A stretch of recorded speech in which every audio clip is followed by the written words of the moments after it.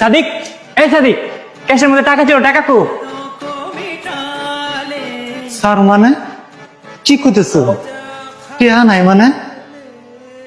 কিরে বন্ধু, কি হয়েছে? আরে বন্ধু দাচ্ছা, মাত্র টাকাগুলো হিসাব করে থয়ে গেলাম, কারণ এই টাকাগুলো নাই ক্যা? আরে কি কষ্ট তুই?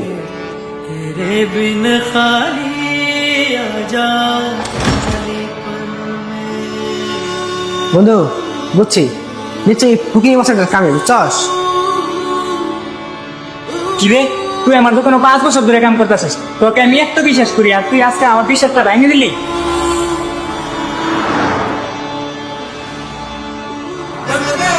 স্যার আমি বিশ্বাস করুন, আমি এগুলো কিচ্ছু জানি না।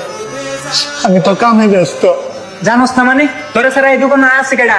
আমি দপ্তর রুমে চলুন, আমার সারাদিন দুই বাইরে তাও আমার কাটতে টিয়া হইতেন না। আমি হইতে আমার দুষ্ট হয়ে বন্ধু তুই আর কোনো একটা কথা কমিস না, তুই একটা পুলিশে তুল দে, পুলিশে বুঝবো। হ্যাঁ বন্ধু, তুই ঠিক কথা কইছ, ওরে আজকে আমি পুলিশের কাছে দিয়ে দেব। না তো। হ্যাঁ ভাই দাঁড়াও, তুমি কিছু না জানে যে হ্যাঁ রে পুলিশে দিবা, তোমার কাছে প্রমাণ কি আছে? টাকাটা জিনিসে হ্যাঁ প্রমাণ আমার কাছে আছে। আরে কি আর প্রমাণ? টাকা দিচ্ছে, টাকা শুধু বাইর করে দেবো। এ বন্ধু চলতা। আরে দাঁড়া,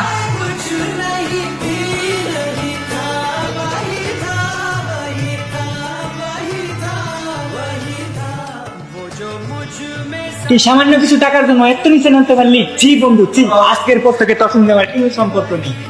আমি না জানা এত বড় ভুল করে ফেলেছি, বন্ধু সবার সঙ্গ দে। খবরদার, তুই যদি আর আমাকে বন্ধু বলে ডাকছিস, ভাগ্যটা ভালো থাকতে টাকাগুলো আমাকে দিয়ে চলে যা। এমনি তোর টাকা।